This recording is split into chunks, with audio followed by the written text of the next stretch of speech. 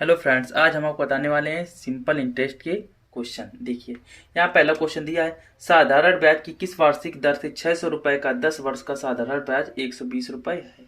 तो यहाँ पे देखिए क्या दिया, आर हमें निकालना है, रेट ऑफ इंटरेस्ट निकालना है। यहाँ मूलधन दिया गया है, प्रिंसिपल 600 रुपये दिया गया है, और समय यानी टाइम कितना दिया है, 10 वर्ष दिया है, और साधारण ब्याज 120 रुपये दिया है। अगर जो फार्मूले की बात करते हैं तो साधारण ब्याज होता है PRT/100। SI कितना है, 120 बराबर P की वैल्यू 600 गुणे R की वैल्यू निकालना है, T की वैल्यू 10/100।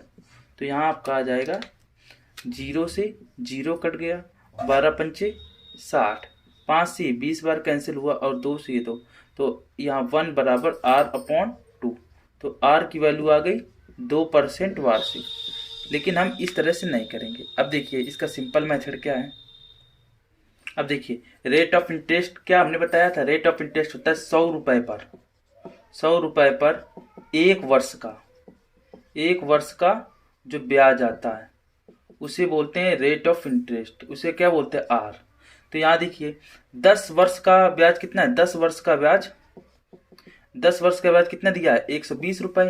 तो 1 वर्ष का ब्याज क्या हो जाएगा, 12 रुपये। अब ये 12 है जो मूलधन का कितना परसेंट है, 12 जो है। देखिए रेट ऑफ इंटरेस्ट क्या होता है, 1 साल का, 1 ईयर का SI अपॉन प्रिंसिपल इंटू 100 ये होता है। तो 12/प्रिंसिपल कितना है, 600, और गुणे 100 करेंगे तो कितना आ जाएगा, 12 पंचे 60, 50, 100/50 आ गया 2%। अब ये सबसे ईजी है।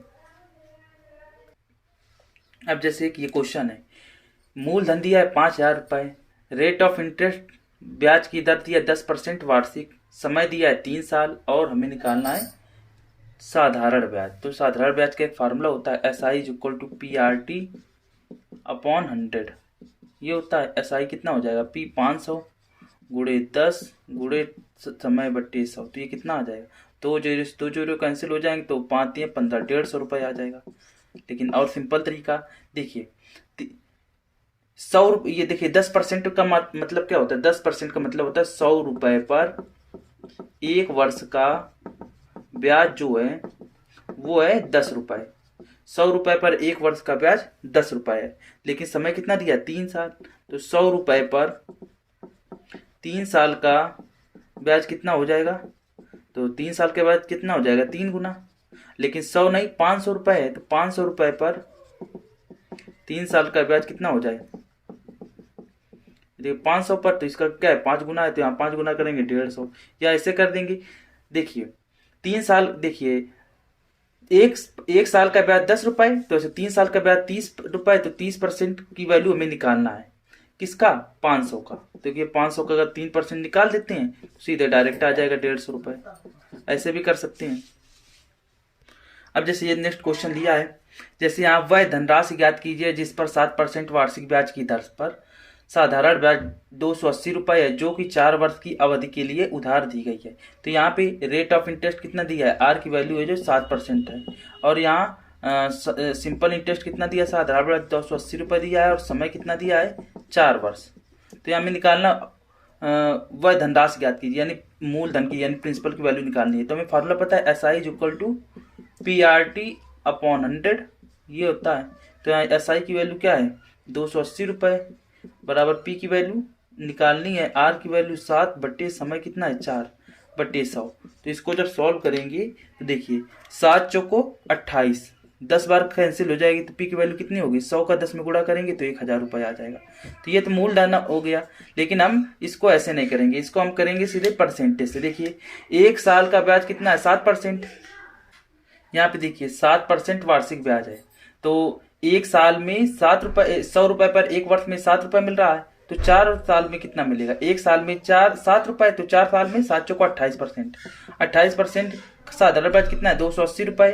तो 100% की वैल्यू कितनी हो जाएगी, 100% है मूलधन, तो 100% की वैल्यू हो जाएगी 28 की वैल्यू 280, तो 100 की वैल्यू हो जाएगी 1,000 रुपये। ऐसे डायरेक्ट आ जाएगा आंसर। अब देखिए नेक्स्ट क्वेश्चन लिया है कि 1,500 रुपये का धन, 1,500 रुपये का धन यानी मूलधन 1,500 रुपये है, रेट ऑफ इंटरेस्ट 6% वार्षिक है, दर से 5 साल, समय बराबर होता है 5 साल, 5 वर्ष है। उधार दी गई इस अवधि के अंत में, यानी इस टाइम पीरियड के लास्ट में बताना है मिश्र धन कितना होगा, यानी ए की वैल्यू निकालना है। ए क्या होता है? प्रिंसिपल प्लस, ये क्या होता है? Principal plus simple interest. तो पहले हम इंटरेस्ट निकालते हैं। S I is equal to क्या होता है? P R T upon 100, P R T upon 100 ये होता है। तो एस आई निकालना है तो पी 1500 रुपये, आर की वैल्यू कितनी है? 6 समय 5/100, तो ये कितना हो जाएगा? 5 छक्का 30, 15 तिया 45, और 2 जीरो खत्म, तो आ जाएगा 5 छक्का 30, 15 तिया 45, 450 रुपये आ जाएगा, 450 रुपये आ जाएगा। तो अब हम करेंगे, हमें अमाउंट निकालना है, तो अमाउंट बराबर क्या हो जाएगा? Principal plus simple interest. तो प्रिंसिपल कितना है? 1500 रुपये प्लस सिंपल, और ये 450 रुपये, तो कितना है? 15 4 1950 रुपये आ जाएगा। ये आएगा मिश्रधन। लेकिन हम इसको और अब सिंपल तरीके से बताते हैं। देखिए, हम मान लेते हैं कि मूलधन 100% है, जिसमें से ब्याज कितना है? 6% 5 साल के लिए, 6 30%, 30%, ठीक है। 30% आया क्या? ब्याज, यानी सिंपल इंटरेस्ट। तो हम एक काम करते हैं, जो मूलधन है उसका 30% निकाल के इसी में जोड़ देंगे। तो मूलधन का कितना? 1500 का 30%, ये आ जाएगा ब्याज, 30/100, तो कितना आ जाएगा? ये 450 रुपये आ जाएगा। ये आया सिंपल इंटरेस्ट।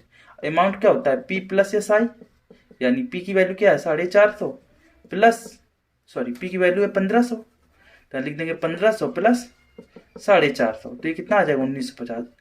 तो ये इजीली हो जाता है। अब देखिए, आपके सामने नेक्स्ट क्वेश्चन लेते हैं। 5% वार्षिक ब्याज की दर से 500 रुपए का कितने वर्ष में साधारण ब्याज 150 रुपए हो जाएगा? तो यहाँ पे हमें क्या निकालना है? कितने समय में, यानी हमें निकालना है टाइम निकालना है।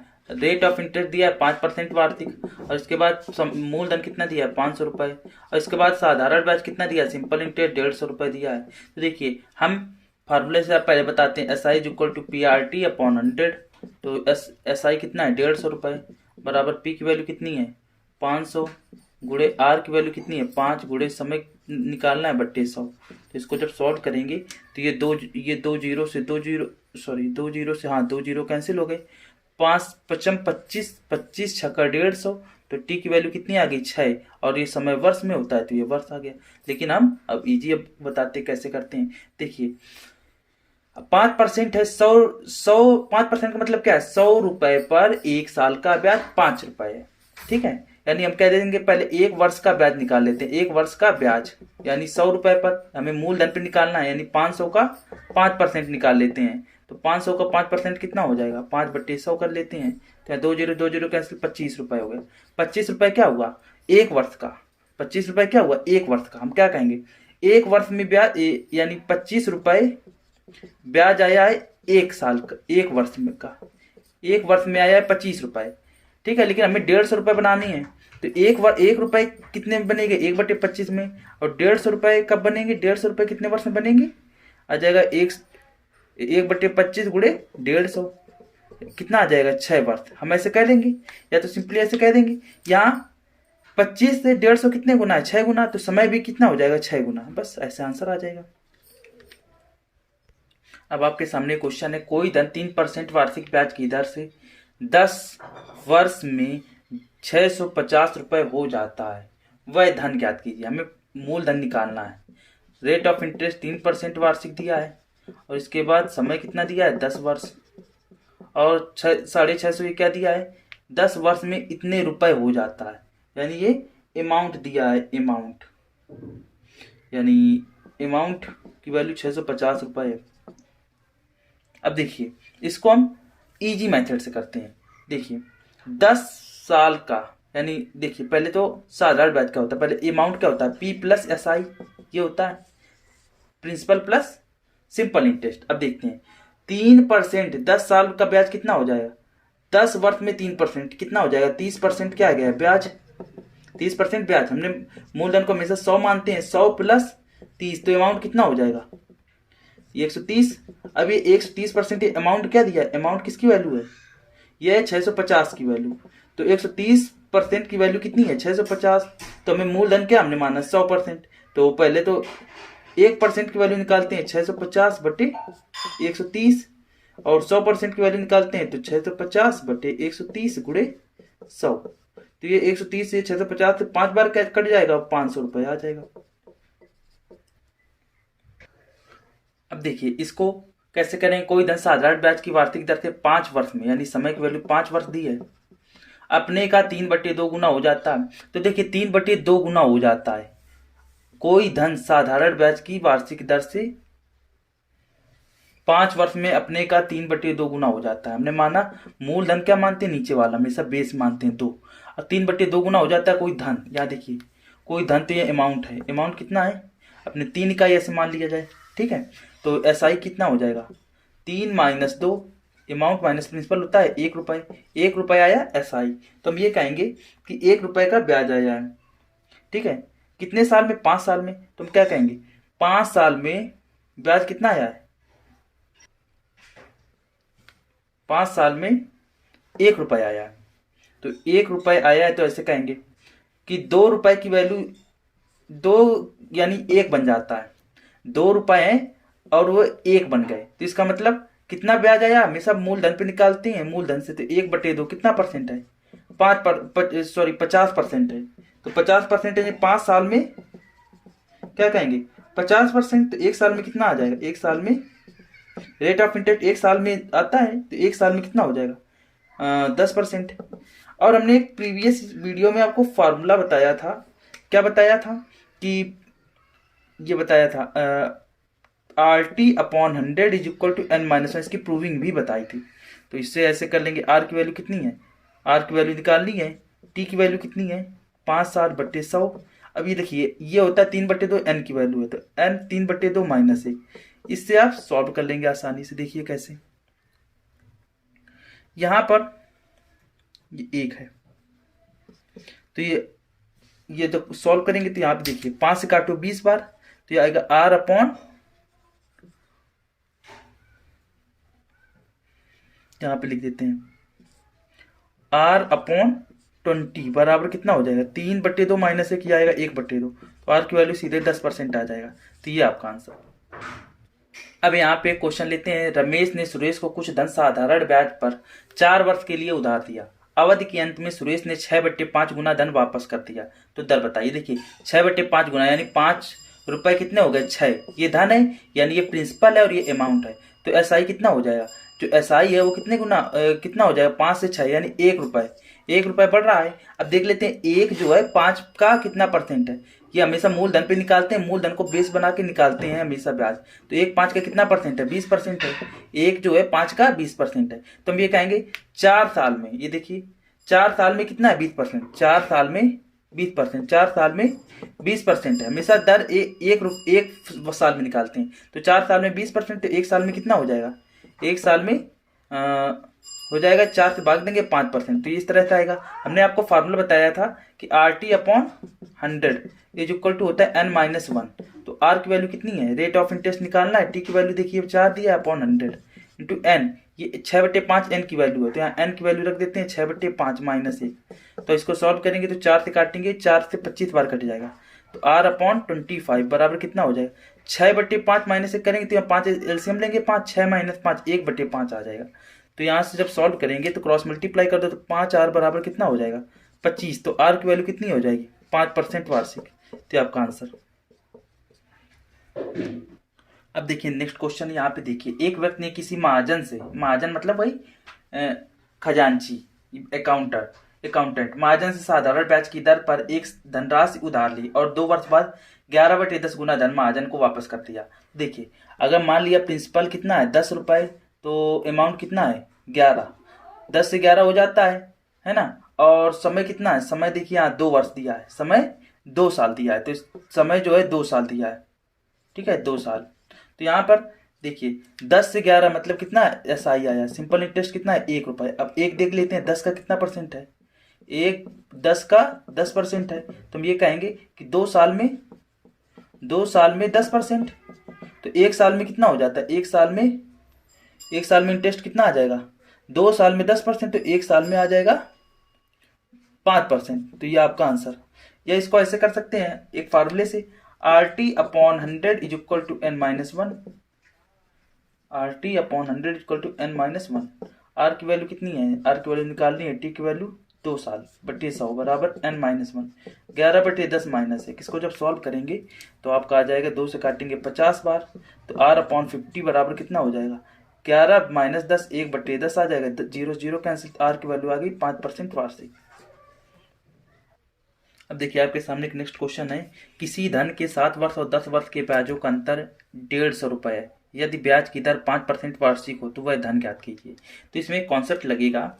देखिए हमें मालूम है SI इक्वल टू क्या होता है, PRT/100, लेकिन जब P और R कांस्टेंट हो, जब हम कह सकते हैं P कांस्टेंट हो, जैसे कि लिखते हैं SI इक्वल टू क्या होता है, PRT/100। तो अगर जो P कांस्टेंट हो तो SI किस पे डिपेंड करता है, R और T के मल्टीप्लाई पर डिपेंड करता है। तो R और T के मल्टीप्लाई पर डिपेंड करता है। हम कहेंगे जो समय का अंतर है, जितना समय का अंतर है उतना ही ब्याज का अंतर होगा। ठीक है, तो देखिए समय 7 और 10 का अंतर कितने का है, और ये देखो ब्याज की दर 5% है। 7 और 10 का अंतर कितना है, 3 वर्ष। 3 वर्ष का अंतर है, ठीक है, और दर कितनी है 5%। तो R और T समय का अंतर इंटू दर लिखते हैं 5%। ठीक है, ये टोटल आ जाएगा क्या, SI। ठीक है, SI इस पे डिपेंड करता है, अगर प्रिंसिपल कांस्टेंट हो तो SI R और T के मल्टीप्लाई पर डिपेंड करता है। तो SI होगा कितना, ये 150 रुपये होगा। 150 सॉरी, ये 15 होगा। 15% की वैल्यू कितनी होगी, 150 रुपये। तो 1% की वैल्यू कितनी होगी, 10 रुपये। ठीक है, 15 से डिवाइड कर दिया। लेकिन हमेशा प्रिंसिपल को क्या मान के चलते हैं, 100%। ठीक है, तो 100% की वैल्यू कितनी हो जाएगी, 1000 रुपये हो जाएगी। पर इस तरह से आपका आंसर।